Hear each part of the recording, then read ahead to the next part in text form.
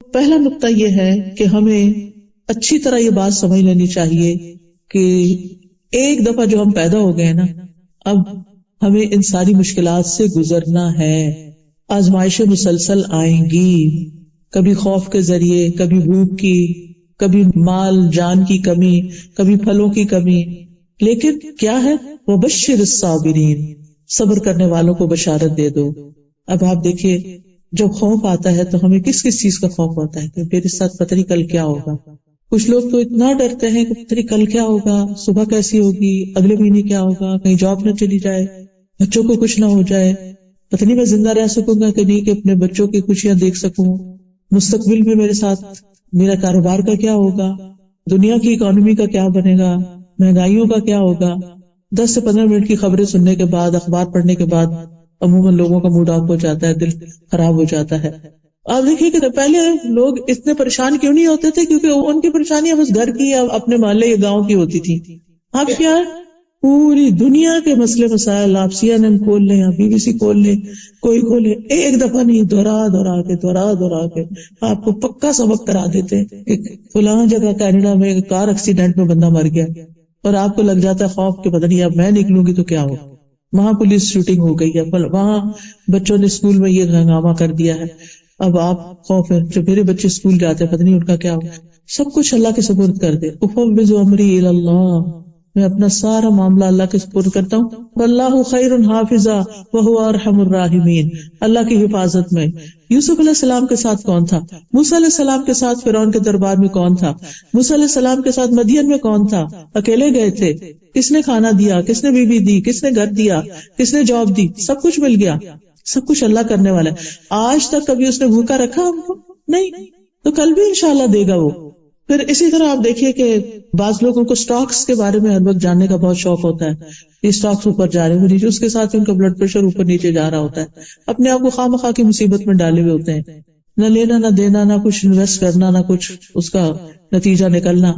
پھر اسی طرح آپ دیکھیے کہ بعض لوگوں کی بھوک کے ذریعے آزمائش ہوگی، بعض لوگوں کی مالوں اور جانوں کی کمی کی آزمائش ہوگی. کوئی رشتہ دار، والدین بچپن میں فوت ہو گئے، پھر بڑے ہو کے بچے فوت ہو گئے. کچھ لوگوں کی ایسی بڑی آزمائشیں ہوتی ہیں، پیارے چلے جاتے ہیں. لیکن یہاں پر آزمائش کو قبول کر کے راضی رہنے والوں کے لیے خوشخبریاں سنائے گی. بشر الصابرین. اور زیادہ آزمائشیں ان پہ آتی ہیں جن سے اللہ زیادہ محبت کرتا ہے، کیونکہ مومن کو کانٹا بھی چبھتا ہے تو اس کے لیے اجر ہوتا ہے، اس کا گناہ جھڑتا ہے. اب وہ آزمائشیں اکٹھی ہو رہی ہیں تو کیا ہے؟ درجے بلند ہو رہے ہیں. حدیث میں آتا ہے کہ ایک شخص کا درجہ اللہ کے ہاں بہت بلند ہوتا ہے، لیکن اللہ تعالیٰ دیکھتا ہے کہ یہ اس کا عمل ڈھیلا ڈالا ہے، عمل کچھ خاص نہیں، تو وہ اس کو آزمائش میں ڈال دیتا ہے تاکہ اس کا درجہ وہ وہاں تک پہنچ جائے. تو جتنی تیزی کے ساتھ آزمائشیں آتی ہیں، صبر کرنے پر اتنی ہی تیزی کے ساتھ انسان کے درجات بڑھتے ہیں. آپ موسم کنٹرول نہیں کر سکتے نا، آپ کنٹرول کر سکتے ہیں بارش نہ ہو، کیونکہ میں نے تو باربیکیو کا پروگرام بنایا ہوا تھا اور اتنے لوگوں کو بلایا ہوا تھا، تو اب یہ کیا ہو گیا، بارش نہیں کنٹرول کر سکتے. آپ کیا کرتے ہیں؟ پلان بی رکھتے ہیں نا، سبھی لوگ رکھتے ہیں. جب آپ اتنے سارے لوگوں کو بلاتے ہیں تو پلان بی تو رکھتے ہیں، چلے کسی شیڈ کے نیچے چلے جاتے ہیں اور کام ہو جاتا ہے. اسی طرح کوئی بھی چیز، تو کہنے کا میرا مطلب یہ ہے آزمائشیں تو آئیں گی، آپ نے کیا کرنا ہے؟ پلان بی سوچ کے رکھنا ہے. اگر یہ چیز نہیں رہی تو پھر میں یوں کروں گی، یہ نہیں تو یوں کروں گی. اور پھر صرف پلانس پر ہی توقع نہیں بلکہ اللہ پہ بھروسہ، اللہ اچھا کر دے گا. جیسا گمان رکھیں گے وہ ویسے ہی کرتا جائے گا. اور جس سے اللہ زیادہ محبت کرتا ہے اس کو زیادہ آزما لیتا ہے. اور پھر آپ دیکھیے کہ سلامتی کا گھر صرف جنت ہے، دار السلام اس کا نام ہے. اور ہم ہر نماز کے بعد کیا کرتے ہیں؟ اللہم انت السلام و منک السلام تبارک یا ذا الجلال والاکرام. سلام، سلامتی کہاں ہے؟ پھر مشکلات میں سلامتی کہاں ملے گی؟ اللہ کے پاس. اللہ السلام ہے. لہذا پیغمبر علیہ السلام جتنے بھی تھے، جب کچھ مشکل آتی تھی تو وہ کیا کرتے تھے؟ نماز کی طرف دوڑتے تھے. وہاں جا کے انسان کو سلامتی، سکون اور پیس مل جاتا ہے. پھر آپ دیکھیے کہ جنت کس سے گھری ہوئی ہے؟ آزمائشوں سے گھری ہوئی. اس لیے اس کو اینٹیسپیٹ کریں کہ یہ تو ہوگا، لیکن میں نے کیا کرنا ہے؟ ان سے نبٹنے کے لیے خود کو مضبوط کرنا ہے. اگر ایک ڈھکن بھی کھولنا ہوتا ہے نا تو آپ کو کیا چاہیے ہوتی ہے؟ طاقت چاہیے ہوتی ہے. تو آپ اپنی کیپیسٹی بلڈ کرتے ہیں. جیسے فزیکل کاموں کے لیے آپ کیپیسٹی بلڈ کرتے ہیں، ایکسرسائز کر کے، بریدنگ ایکسرسائز کر کے، ڈائٹ کے ساتھ اور مختلف طریقوں سے اپنی طاقت بڑھاتے ہیں، اسی طرح اپنی روحانی طاقت بڑھائیے تاکہ آپ ان سارے مسائل سے نبٹ سکیں. آپ غموں کے آگے ہتھیار نہیں ڈال دیں، آپ پریشانیوں کے آگے ہار نہیں مان جائیں، آپ ان کا مقابلہ کریں اللہ کی مدد کے ساتھ، اللہ سبحانہ وتعالیٰ کی طرف رجوع کر کے. تکلیف سے آزاد صرف جنت والے ہی ہیں، جہنم والے تو ہیں ہی سراسر تکلیف میں.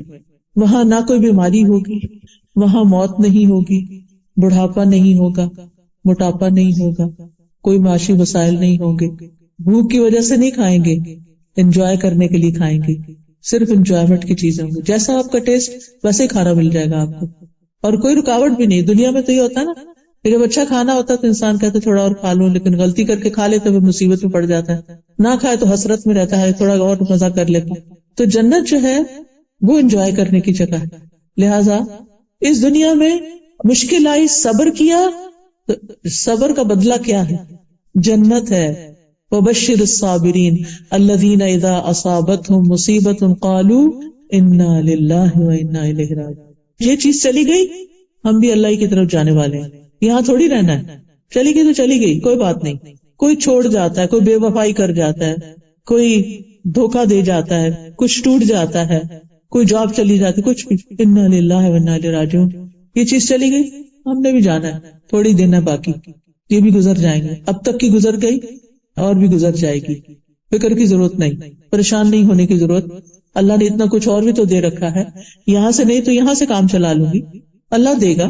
اور دوسری بات یہ کہ اس وقت اللہ سے اتنا اچھا گمان کیا کریں کہ اللہ تعالیٰ جس سے محبت کرتا ہے اس کو آزمائش میں ڈالتا ہے. یہ اللہ کی محبت کی نشانی ہے تو بڑی مشکل بات، لیکن ہے اس کی محبت کی نشانی. حدیث میں آتا ہے وَإِنَّ اللَّهَ إِذَا أَحَبَّ قَوْمًا ابْتَلَاهُمْ. اللہ تعالیٰ جب کسی بندے سے محبت کرتا ہے تو اس کو آزمائش میں ڈال دیتا ہے، اس کا امتحان لے لیتا ہے. تو اب پہلا کام یہ ہے کہ آزمائش تو آئے گی، اسے ایکسپٹ کر لینا ہے. کوئی فوت ہو گیا نا، ایکسپٹ کر لیں. ایک خاتون کا جوان بیٹا فوت ہو گیا، اچانک ہی فوت ہوا، اچھا بھلا ٹھیک ٹھاک تھا، کھانا کھایا اور کھانا شاید چوک ہو گیا اور وہ سانس کی نالی میں چلا گیا اور ختم ہو گیا بچہ. انا للہ و انا الیہ راجعون. ماں بہت ہی ڈپریشن میں تھی، تو مجھے کسی نے کہا آپ ان سے بات کریں. خیر میں نے فون پہ بات کی تو وہ ایک ہی بات بار بار دہرائی جا رہی تھی، میں اب اس کو کیسے دیکھوں گی، اب وہ میں اس کی چیزوں کا کیا کروں گی، میں اس کو کیسے بھولوں گی، میں اس کے بغیر کیسے زندہ رہوں گی، میرا اس کے بغیر یہ کام کیسے ہوگا، وہ میرا بہت خیال رکھتا ہے. بالکل صحیح ہے، ساری باتیں صحیح ہیں، لیکن اب اسے ایکسپٹ کرنا ہے نا. یہ تو ہو گیا، اب دیکھ نہیں پائیں گے. قیامت کے دن اللہ دکھا دے گا انشاءاللہ. اگر وہ نیک تھا اور آپ بھی نیکیاں کر رہے ہیں اس کے پیچھے، تو ملاقات دوبارہ ایسی ہوگی کہ کبھی جدائی نہیں ہوگی. اور اگر وہ اللہ کی نافرمانی میں گیا اور ہم اللہ کی نافرمانی کر کے ناراض ہوئے چلے جا رہے ہیں اور صبر نہیں کر رہے، تو پھر یہ ہمارے لیے نقصان دہ ہے. تو ہمیں مشکل یا کوئی آزمائش یا کوئی بھی نقصان اس کو ایکسپٹ کرنا کہ بس یہ ہو گیا نا، گلاس ٹوٹ گیا بس، اب میں نے کسی کا دل نہیں توڑنا. بعض اوقات کو مہمان توڑ دیتا ہے، اب تو خیر ڈسپوزیبل سے مہمانوں کو بھگت لیتے ہیں، لیکن یہ کہ کوئی خاص مہمان بھی ہوتے ہیں جن کے لیے بڑے شوق سے آپ بڑی اچھی کراکری نکال